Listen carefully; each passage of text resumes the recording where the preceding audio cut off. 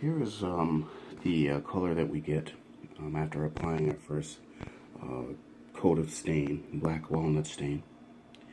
And it turned out pretty good. I'm going to go just a little bit more contrast and go a little bit darker. I'm going to add one more coat for good measure.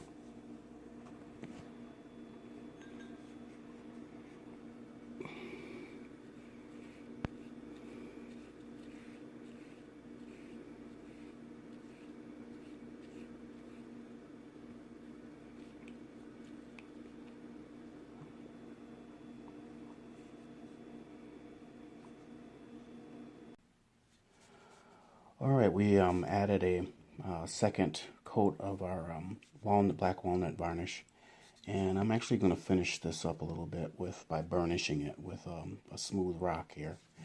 And you can kind of see I started a little bit. Burnishing gives it a nice sheen to it, a finished look without actually adding lacquer or anything like that.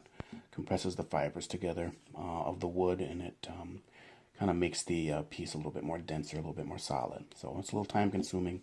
And it requires some elbow grease, but you can get a nice effect by just rubbing this really hard for a while all over the surface. So here's a finished piece with a little bit of burnishing.